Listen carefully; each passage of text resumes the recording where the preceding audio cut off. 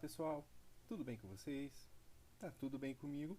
Professor Neto aqui, mais uma vez. Nesse momento, fazendo uma pausa nos slides sobre a teoria quântica para mostrar uma simulação a respeito do último vídeo sobre o efeito fotoelétrico. Ele é extremamente importante dentro da teoria quântica e, portanto, vou fazer um vídeo explicando melhor os conceitos que foram abordados no vídeo anterior. O link para acessar essa simulação está na descrição aqui do vídeo. Caso você queira fazer os seus próprios experimentos com o efeito fotoelétrico, alterando os dados, fique à vontade. O que nós temos de potencialidade aqui nessa simulação? Vamos lá. Uma fonte, que nesse caso aqui é o Sol, mas que na barra de ferramentas aqui embaixo pode ser mudado para uma fonte de laser. A diferença entre essas duas fontes é que o Sol ele vai ser uma fonte de luz mista, emitindo todas as frequências, aqui desenhadas nos raios aqui do Sol. Então você vai ter luz de frequência vermelha até a luz de frequência azul, que é uma frequência maior. Já na luz laser, você vai ter um único comprimento de onda. O comprimento de onda dessa fonte de luz laser nós podemos selecionar nessa barra aqui. Outra coisa que nós podemos selecionar através dessa barra é a intensidade da luz, ou seja, podemos selecionar uma luz muito intensa ou muito brilhante, ou uma luz pouco brilhante, pouco intensa, ok? Então você pode ajustar aqui conforme você desejar a intensidade luminosa. Uma outra característica dessa simulação é você poder alterar esse pedacinho aqui, que é o material da placa metálica na qual a luz da fonte vai incidir. Aqui nós temos uma placa de zinco e aqui em cima nós temos função trabalho. A função trabalho, ela diz respeito ao quanto de energia os elétrons dessa placa, que aqui está selecionado como zinco, precisam para ser ejetados. Então, com a placa zinco selecionada, esses elétrons que estão aqui bem na superfície da placa, eles precisam de uma energia de 3,74 elétron-volts para poder serem injetados. Você pode selecionar aqui diversos outros metais para essa placa, todos eles com característica da função trabalho distinta. Certinho? Vou deixar selecionado aqui uma placa cuja constituição é o sódio. Os elétrons da superfície dessa placa vão precisar de 2,27 elétron-volts para serem ejetados. Lembrando, isso aqui é para os elétrons da superfície, ok? Aqui você vai ter o botão de iniciar a radiação e fazer a radiação ser incidida, fazer a simulação percorrer, ser executada, na verdade, 10 vezes mais devagar, ok? Bom, então a gente tem também esse gráfico, tá? Esse gráfico aqui, ele ajusta para a gente duas variáveis. A energia que o elétron vai saltar dessa placa e também a frequência da radiação. Perceba que a frequência está em terahertz, ok? Terahertz. Aqui você tem a frequência da fonte, aqui você tem essa frequência registrada num gráfico, nesse eixo, certinho? Iniciando a simulação, portanto, perceba então que a radiação dessa fonte laser está incidindo aqui na placa, mas não está acontecendo fenômeno nenhum, o gráfico não registra nada. Bom, por quê? Ora, perceba que essa placa, que é constituída por sódio, os seus elétrons estão com uma função trabalho de 2,27 elétron-volts. No entanto, essa radiação que está chegando na placa tem qual energia? 1,81 elétron-volt. Perceba, portanto, que essa energia ela é menor do que aquela energia que os elétrons dessa placa de sódio precisam para ser ejetados. Perceba também que, assim como eu disse lá na simulação, uma fonte muito intensa, mesmo que a frequência aqui, que é o fator limitante, se ela não for suficiente, não acontece efeito fotoelétrico. Então, não importa a intensidade da luz. Pode ser uma luz pouco intensa, ou seja, pouco brilhante, ou uma luz muito intensa, muito brilhante. O efeito fotoelétrico não acontece se a frequência não for suficiente para ejetar esses elétrons. Uma vez que, você lembra, a energia é diretamente proporcional à frequência. Ah, professor, então vamos mudar essa frequência. A gente pode alterar essa frequência. Então, alterando a frequência, aumentando, consegue perceber que a radiação laser agora mudou de cor?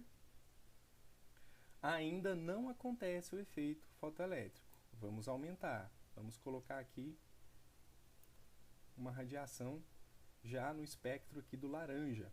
Aumentei a frequência, mas o efeito fotoelétrico ainda não acontece. Perceba que ele está na iminência de acontecer. Nós temos 2,16 elétron-volts fornecidos pela radiação e o sódio ele precisa de 2,27. Se a gente aumentar mais um pouquinho a frequência dessa radiação, a energia já vai ser suficiente para começar a ejetar alguns elétrons na placa. Vamos aumentando aqui um pouquinho mais. 2,21, 2,25. Pronto. Perceba que agora a gente já tem uma quantidade enorme de elétrons saltando da placa, porque nós temos agora uma energia da fonte maior do que a energia da função trabalho para ejetar esses elétrons. Eu vou diminuir a intensidade da luz e vou colocar a simulação em slow motion.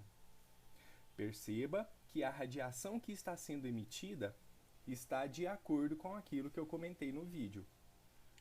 A luz ela está se propagando como ondinhas, mas a interação é como partícula. Então, a luz se propaga como onda e interage como partícula.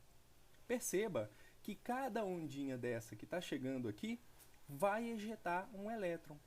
E esses elétrons eles estão saltando da superfície dessa placa com uma energia que é 0,02 elétron-volts ou 0,01 elétron-volts, que é exatamente essa diferença bem pequena entre a energia da fonte e a energia para ejetar os elétrons. O que isso quer dizer?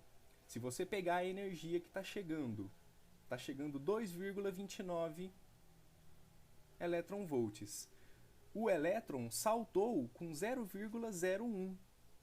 Por quê? Porque 2,27 elétron-volts foram gastos para poder tirar o elétron, para ejetar esse elétron da placa. Então, o saldo que sobra é 0,01 ou 0,02. É um elétron que é ejetado com uma energia bem pequenininha. Por isso que o pontinho ele está praticamente encostado aqui em cima da reta. Ele é um valorzinho bem pequeno aqui nessa reta da energia. Beleza? Ok, então. Perceba também que esse pontinho ele está praticamente encostado na reta e a frequência é 553, ou seja, a metade aqui entre o 500 e o 600, 550, é mais ou menos aqui no meio, ok? Beleza. Vamos, então, aumentar um pouquinho a energia da fonte e nós vamos perceber que os elétrons que vão saltar dessa superfície, eles vão aparecer com um pouco mais de energia, ou seja, esse pontinho ele vai saltar para valores um pouco maiores aqui na escala.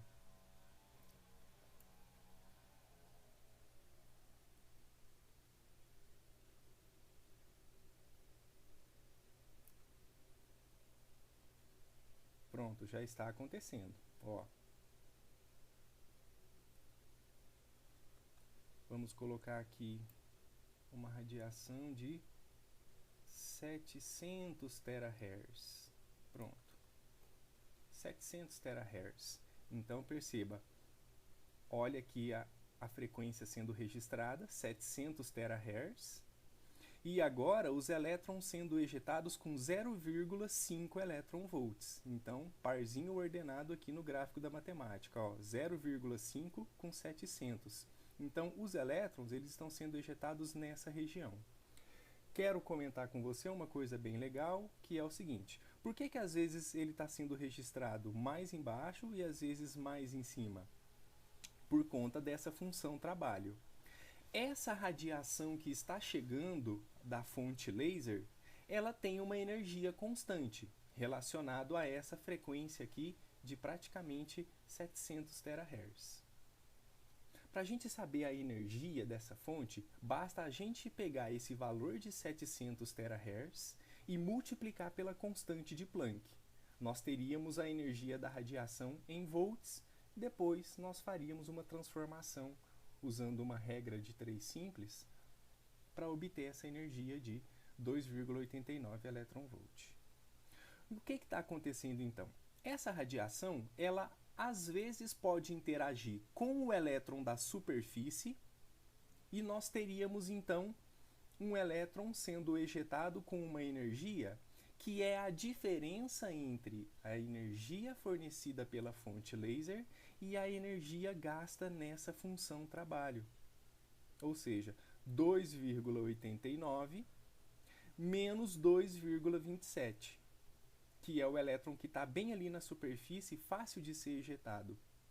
Então, esse elétron vai sair com o máximo de energia, em torno aqui de 0,6 mais ou menos, como esse elétron aqui, ó. Agora, se essa radiação ela consegue interagir com um elétron que está em camadas mais profundas dessa placa, como esse agora aqui, ó, de 0,24 elétron-volts, a energia dele é menor e ele é mostrado aqui mais abaixo no gráfico, quase encostando no zero. Então você tem elétrons que têm mais energia, significa que ele estava mais na superfície e gastou o mínimo de energia, 2,27 elétron-volts. E elétrons que foram tirados de camadas mais profundas dessa placa. E aí ele vai sair com menos energia, sendo registrado aqui no gráfico na parte mais baixa. Mas perceba que você tem aqui sempre uma posição nesse gráfico que varia entre máximos e mínimos. Pode ser que aconteça desse elétron ele ser ejetado com 0 elétron-volts. Esse valorzinho aqui ele é todo zero. Pode acontecer. O que isso significa? Significa que aquele elétron que estava aqui na superfície, ele permaneceu aqui na superfície, ele não foi ejetado, ele se tornou um elétron livre aqui na superfície desse metal. Ok? Ou seja, a energia que chegou tirou esse elétron daqui e ele ficou solto aqui na superfície, ele não foi ejetado. Ok? Beleza, então. Pessoal, o que eu queria mostrar para vocês, então, de simulação é isso. Eu não vou estender mais o vídeo, porque a ideia é que você, agora que tem um acesso ao link e saiba como acontece o efeito fotoelétrico, você brinque com essa simulação. Reserve aí uns 5, 10 minutinhos do seu dia para poder mudar os metais dessa placa, tá? E mudar os comprimentos de onda, mudar a fonte de luz para poder fazer estudar o efeito fotoelétrico de acordo com os conceitos que eu já mencionei para vocês. Quero agradecer a sua atenção. Espero que essa simulação ajude você a entender o efeito fotoelétrico. A gente continua o nosso estudo da teoria quântica, retomando os slides do livro de Física Conceitual. Obrigado pela sua atenção. Até o próximo vídeo.